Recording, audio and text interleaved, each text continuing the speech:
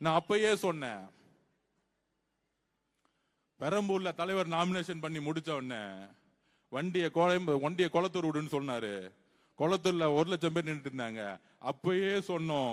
அடுத்த நாள் கொளத்தூர் மீட்டிங் போடும்போது நான் பேசினேன், கொளத்தூர்ல மு.க. ஸ்டாலின் அவர்கள் தோல்வி அடைவார். எப்ப சொன்னது? நம்ம எலெக்ஷனுக்கு 1 மாசத்துக்கு முன்னாடி சொன்னோம். அப்பெல்லாம் நம்பல அவங்க.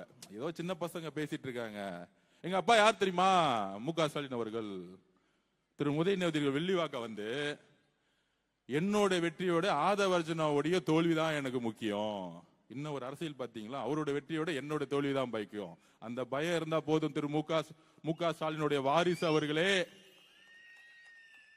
ஆனா நான் இங்கேயும் வேலை பார்த்துட்டு நம்ம தலைவர் பச்சான பிறகு கொளத்தூர்ல ஸ்கெட்ச் போட்டு அவர் பிள்ளைக்கும் தெரியல, மு.க. ஸ்டாலின் அவர்களுக்கும் தெரியல.